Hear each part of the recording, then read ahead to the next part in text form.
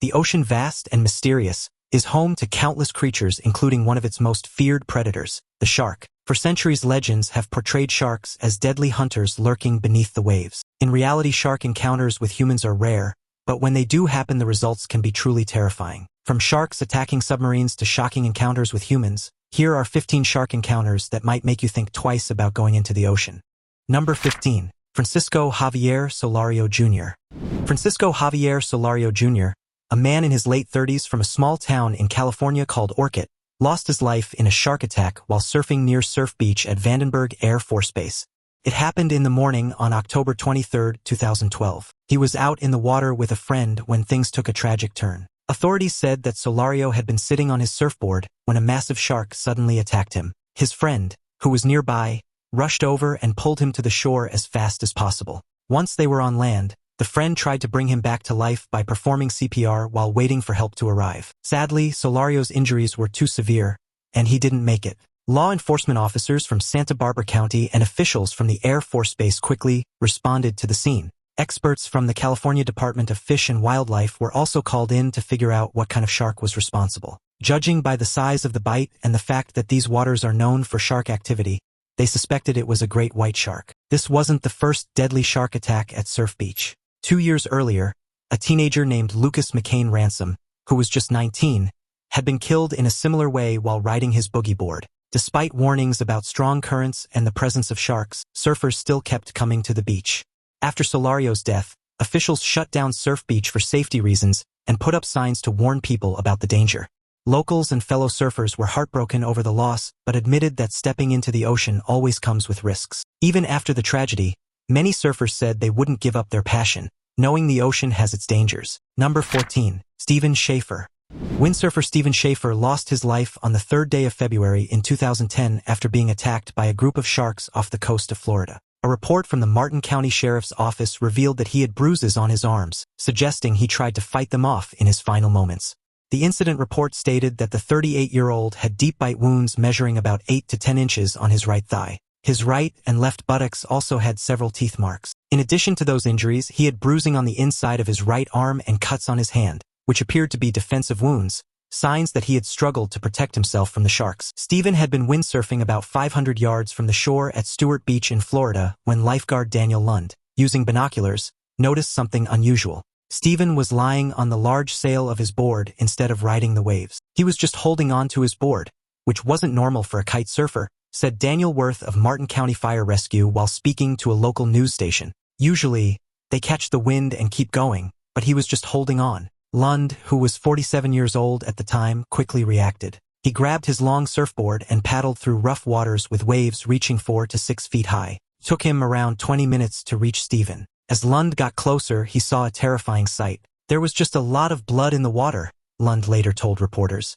He could also see several sharks circling nearby. According to the official report, Stephen was shouting that he had been bitten by a shark. Lund managed to pull him onto his board and started making his way back to shore. Though he didn't go into detail about Stephen's injuries, he confirmed that Stephen was awake and speaking when they reached the beach, where paramedics were already waiting. Bystanders who had watched the rescue unfold said the paramedics did everything they could, but sadly, they were unable to save Stephen's life. Number 13. Jana Lutterup. This young woman from Germany, who was on vacation in Hawaii, lost her life on the 14th of August 2013, a week after she was attacked by a shark. Her family shared Jana Lutterup's story. Her mother and sister described her as a strong and beautiful person who always had a smile on her face. Jana did everything she could to survive, her family said, but today, we are heartbroken to say that she is gone. Jana, who was about 20 years old, had been snorkeling around 50 yards from the shore of Maui, Hawaii, when a shark suddenly attacked her, biting off her right arm.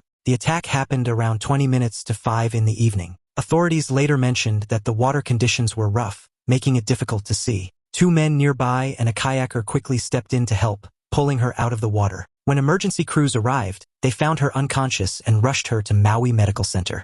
She was in critical condition. Jana had traveled to Hawaii after spending a year working as an au pair. According to the agency she was with, Cultural Care Au Pair, the company later confirmed that she had passed away peacefully with her family by her side. This was the 4th shark attack in Maui that year, with 2 happening in February and another in late July. Just 4 days after Jana's attack, A 16-year-old surfer was bitten by a gray shark in Pohoiki Bay on the Big Island. Number 12. Arthur Medici.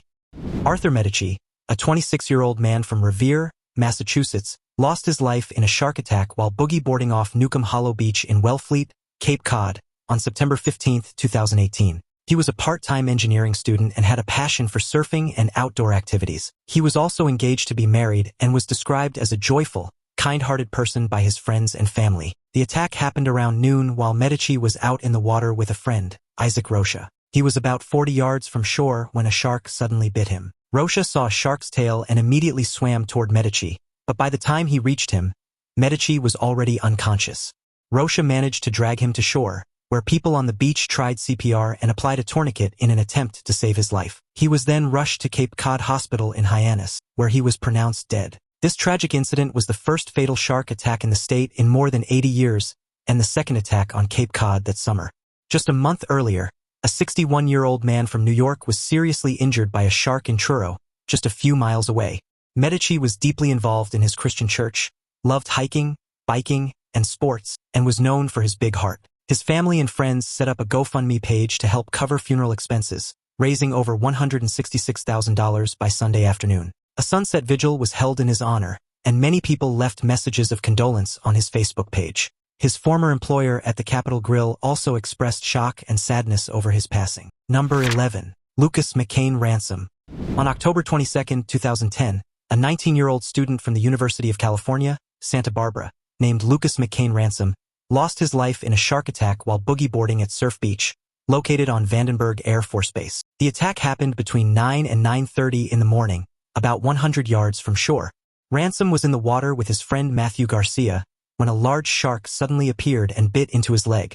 The attack was swift and without warning. Ransom managed to cry out for help before disappearing beneath the water in a cloud of blood. His friend Garcia attempted to locate him while struggling against the waves. He later spotted Ransom's floating red bodyboard, which was still attached to him by a cord. Garcia swam to his friend and attempted CPR while pulling him back to shore, but Ransom was unresponsive. Authorities estimate that the shark was between 14 and 20 feet long, with a bite mark measuring about 1 foot in width on Ransom's board. Officials from the federal and state fish and game departments are working to determine the exact species of the shark. The tragic attack led Air Force officials to close all beaches at Vandenberg for at least 72 hours as a precautionary measure. Warning signs were posted, and patrols were set up along the shoreline using both land and air surveillance. This incident is not the first shark-related event at Surf Beach. Back in September 2008, a surfer's board was bitten by a shark, leading to a temporary beach warning. The area is known for shark activity, though nearby Jalama Beach has had fewer sightings. Ransom's mother shared that she had spoken to him earlier that morning before he went to the beach. She had advised him not to go into the water, but he assured her that he would be fine and would call her once he was done. Local residents, including families arriving at the beach unaware of the attack, expressed shock and sadness. Many acknowledged that while Surf Beach is known for its dangerous undertow, shark attacks are a rare but terrifying reality. Number 10. Shark attacks submarine. A deep-sea exploration mission off the coast of South Africa took a terrifying turn when a submarine on the ocean floor came into contact with what experts are calling a deep-sea monster, a massive shark that may predate the age of dinosaurs. The chilling footage, captured by the submarine's onboard cameras, shows the enormous creature emerging from the darkness, its scarred body and jagged teeth hinting at a life of brutal survival in the ocean's depths. The shark, estimated to be over 40 feet long, appeared to be injured, with a large wound on its side, possibly from a recent battle with another deep-sea predator. As the submarine's lights illuminated the creature, it suddenly charged, ramming the vessel with incredible force. The impact caused significant damage to the submarine's exterior, cracking one of its observation windows and forcing the crew to initiate emergency protocols. Marine biologists reviewing the footage are stunned. The shark's size and features suggest it could be a relic of prehistoric times, a species thought to have gone extinct millions of years ago. The encounter has left the scientific community divided, with some calling it a once-in-a-lifetime discovery and others questioning how such a creature could remain hidden for so long. The damaged submarine was safely recovered, but the mystery of the deep-sea monster remains unsolved. Number 9. Christine Christie Allen. Christine Christie Allen, a 60-year-old woman, disappeared on December 8, 2022, while snorkeling near Kaanapali Beach in Kaanapali, Maui. Around the same time, people reported seeing an aggressive shark feeding in the area. The United States Coast Guard, along with the Maui Fire Department and ocean rescue teams, searched for her by air and sea. Sadly, after 40 hours, the search was called off when no trace of her was found. Known as Christy to her friends, Allen was a massage therapist and life coach. Her husband, Blake Allen, shared that a memorial would be held for her in Bellingham at a later date. Before her trip, Allen had posted on Facebook about how excited she was for the vacation. "Following dreams," she wrote, "I have wanted to learn to surf for years. I am committed to create a life I love in big and small ways." Blake Allen later told officers from the State Department of Land and Natural Resources that he and his wife had entered the water about 50 yards from shore when he noticed a shark behaving aggressively. As it circled him, he lost sight of his wife and assumed she had gone underwater, possibly diving toward the ocean floor. He continued searching and spotted something in the distance, but before he could get closer, the shark returned. That's when he noticed something red around its gills. At that moment, people on the beach began shouting at him to get out of the water, warning that a shark was feeding nearby. A witness on shore later confirmed seeing a large shark feeding on something in the middle of a red cloud in the water. Number 8. Rob Warren. Rob Warren was a well-loved surfer from Napili, Maui. At 56 years old, he had spent years riding the waves and was a familiar face in the local surfing scene. But on the morning of December 8, 2020, everything changed. While surfing at Honolulu Bay, a place known for its beauty and strong waves, Warren was attacked by a shark. The bay was also hosting the final event of the Women's World Surf League season, the Maui Pro. Despite being rushed to Maui Memorial Medical Center, his injuries were too severe, and he sadly passed away the next day. The attack happened just before 8 in the morning, about 20 yards from the shore, near an old boat ramp. Witnesses later spotted a tiger shark, believed to be between 9 and 13 feet long, swimming in the area.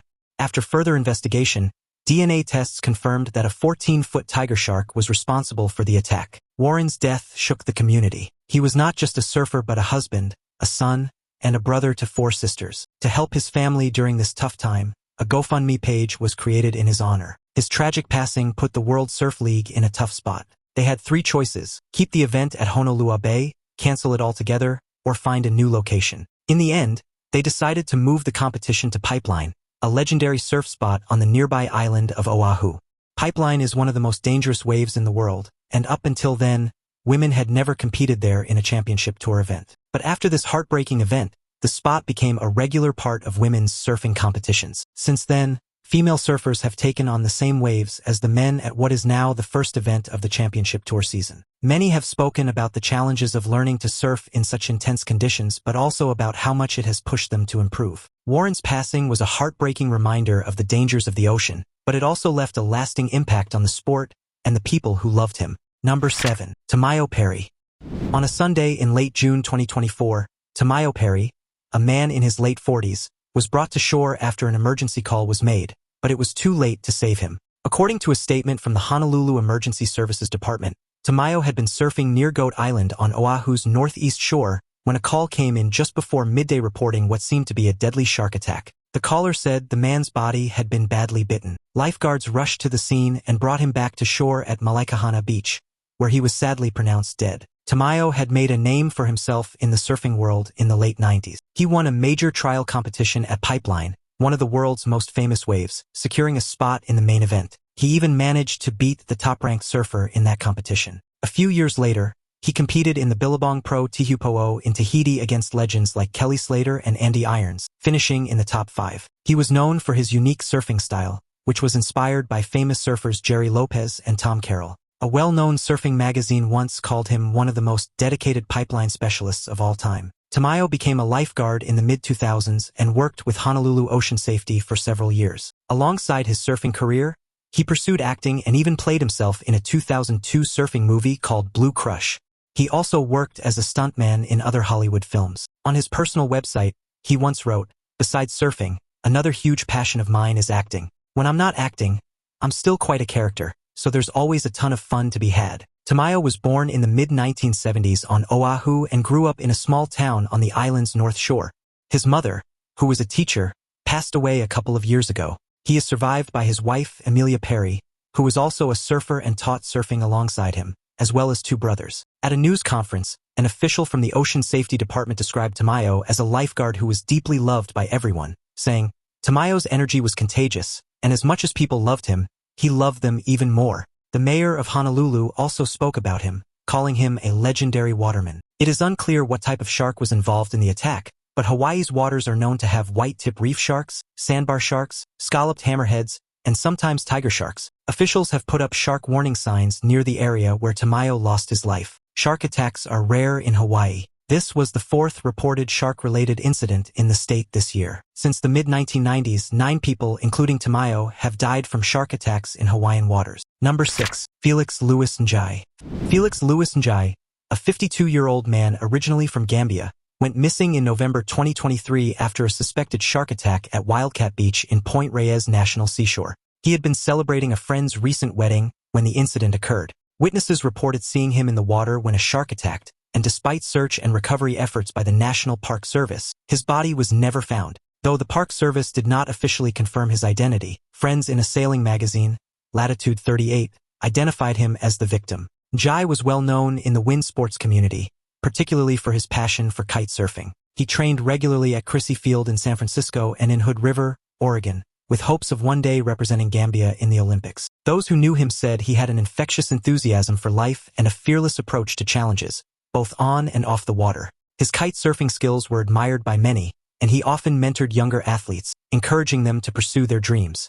Njai was also deeply connected to his Gambian roots, frequently sharing stories about his homeland and inspiring others with his journey from Gambia to the United States. Friends recalled how he would often combine his love for sports with his entrepreneurial spirit, brainstorming ways to bring wind sports to underprivileged communities. His adventurous spirit extended beyond kite surfing, as he was also an avid sailor and loved exploring the open waters. The news of his disappearance sent shockwaves through the wind sports community, with many expressing their grief and disbelief at the loss of such a vibrant individual.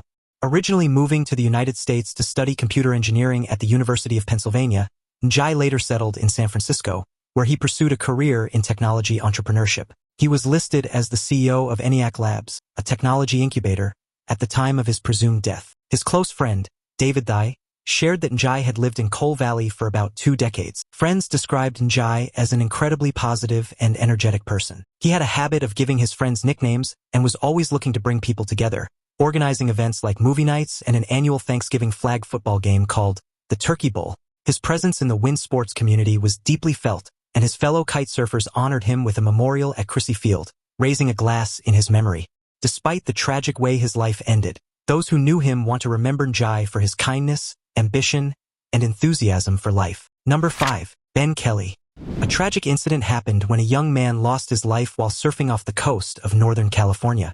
The surfer, who was 26 years old, was attacked by a shark on a Saturday afternoon at about 1:30. It was the second day of March 2020. The attack took place at Sand Dollar Beach, not far from the shore. Authorities quickly responded to the scene. State Parks is handling a shark attack at Sand Dollar Beach in Santa Cruz County, the local police department posted on Facebook. Unfortunately, the young man didn't survive and was pronounced dead right there. At the time of the attack, there were 2 other surfers in the water as well. The Santa Cruz Sheriff's Department later identified the victim, who ran his own surfboard business in the area. Following the news, people flooded his business page, Ben Kelly Surfboards, leaving heartfelt messages. Someone wrote on Instagram, "I only knew Ben through the surfboards he made for me, but he was one of the nicest, most down-to-earth guys." Another person, a close friend, posted, "I'm in shock. My heart is broken. Ben, you weren't just my best friend, you were my brother." Officials haven't been able to confirm what kind of shark was responsible for the attack. In response, warning signs have been placed at every beach entrance within a 1.6-mile radius of where it happened. One of the signs reads, "A shark attack occurred on May 9, 2020, within 100 yards offshore. Water sports and activities are strongly discouraged." Despite the shark attack, people are still surfing and swimming in the area. However, local authorities have been shutting down the beach every day from 11 in the morning until 5 in the evening to prevent large crowds from gathering due to the coronavirus situation. The beach is completely closed during those hours, and no one is allowed in. The California Department of Parks and Recreation announced. Number 4. Julie D'Imperio Holowach. On the afternoon of July 27, 2020, Julie D'Imperio Holowach was swimming with her daughter off Bailey Island, Maine, when a shark attacked her. A witness saw the attack unfold, and 2 kayakers rushed to help. They managed to get her to shore where an ambulance arrived, but she was pronounced dead at the scene. The 2 kayakers, a man and a woman, had been on the shore when one of them saw something breach the water. Realizing something was wrong, they acted quickly. One kayaker pulled Holowach from the water while the other paddled them back to land. Their courage was widely recognized, but they chose to remain anonymous. Stephen Arnold, a local resident, had been looking out of his window at the time. He saw Holowach and her daughter splashing and laughing in the water near a rock ledge. Suddenly, he noticed Holowach being lifted out of the water, followed by her screams. Within seconds, she thrashed, went limp, and disappeared beneath the surface. Arnold immediately called 911 while the kayakers brought her back to shore. Holowach was a seasonal resident of Harpswell, and her death deeply impacted the local community. She was well known and respected, along with her husband. Friends described her as generous, intelligent, and athletic. Elizabeth Buff Harrington shared that Holowach had a big heart and a love for life, while another neighbor remembered her as warm, civic-minded, and always smiling. Holowach had an impressive career, having been the president of Kipling North America before retiring in 2016. She also served on the board of directors for Seabags, a Maine-based company. Her former colleagues praised her leadership and contributions, calling her an inspiring figure in the industry. Shark attacks in Maine were extremely rare before Holowach's death. The only recorded unprovoked attack had happened 10 years earlier when a porbeagle shark bit a diver's camera off Eastport. Experts described the attack as highly unusual but urged people to stay cautious, especially near areas with schooling fish or seals, which attract large sharks like great whites. Following the incident, authorities placed restrictions at Popham and Reed state parks, preventing swimmers from going beyond waist-deep water. Experts also advised avoiding shiny objects while swimming and staying out of the water at dawn and dusk. Despite the tragedy, officials reminded the public that while shark attacks were rare, vigilance was necessary to ensure safety. Number 3. Jason Carter. Jason Carter, a man in his late 30s, lost his life on a Saturday, December 30, 2023, after lifeguards rushed to help following reports of an unusual emergency. Rescue teams quickly arrived at Playa Beach, where they found Carter badly hurt after a terrifying encounter with a shark. They managed to bring him back to shore, but his injuries were severe. Once he was on land, first responders did everything they could to save him until medics arrived and took him to Maui Memorial Medical Center for further treatment. The Hawaii Department of Land and Natural Resources shared in a statement. Witnesses recalled how massive the shark was, saying its fin was almost as tall as Carter himself when he sat on his board. Hearing him scream was heartbreaking, one person said. After the attack, officials closed Baldwin Beach Park and Lower Playa Park to keep people safe while they patrolled the area using jet skis. Warning signs were also placed at nearby beaches to alert the public about potential sharks in the water. Authorities have not officially called the incident a shark attack and have not shared specific details about Carter's injuries. While an investigation is ongoing, police have ruled out any foul play. An autopsy has been scheduled. Friends and fellow surfers flooded social media with tributes, heartbroken over the loss of someone they deeply admired. Ryan Glenn wrote, "Love you, brother. You're a legend and so loved. We'll keep shredding down here, and I know you'll be doing the same. Rest in peace." Another commenter, Joel Montalongo, shared, "Man, we lost another amazing friend. Jay Carter, rest easy, my friend." And yet another user, Joshua Gibbons, posted, "Jay Carter, rest in peace. I'm grateful for all the times we surfed and biked together." Number 2. Patrick A. Briney.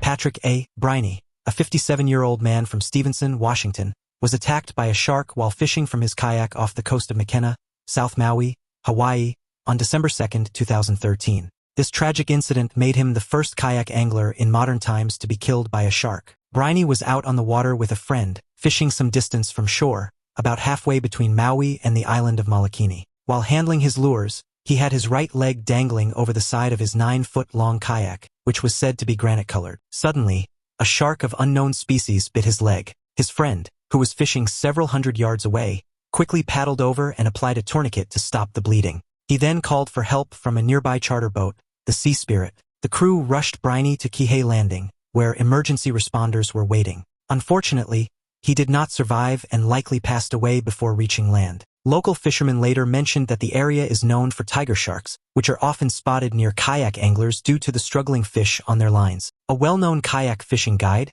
Captain John Tabin, said he had canceled his trip that day because of unusual ocean conditions. He noted that the murky water and the absence of turtles, which are usually present in large numbers, could have been warning signs of heightened shark activity. This fatal attack happened just 3 days after another shark bite incident in the same area. Earlier that August, a German tourist had died after a shark severed her arm at a nearby beach. Number 1. Thomas Butterfield. Thomas Abraham Butterfield, a 42-year-old man, was attacked while bodyboarding in Morro Bay on Christmas Eve in 2020. The shark bit him on the head, chest, and shoulder, causing severe injuries. A coroner later confirmed that he died from complications due to multiple deep wounds and blunt force trauma. The news was first reported by the Tribune of San Luis Obispo County. A small piece that looked like a shark's tooth was found on his body, according to a report by a sheriff's detective. This information was included in documents released to the newspaper through a public records request. The size or age of the shark was never determined, but one of the bite marks measured about 16 inches across. Butterfield had been spending the holiday with his mother and brother in Sacramento when he decided to go bodyboarding. The attack happened on December 24th, just north of Morro Rock. A surfer noticed him floating face down in the water, still attached to his bodyboard, and rushed to pull him out. Sadly, he had already passed away by the time help arrived. The coroner's report revealed the extent of his injuries. He had a fractured skull,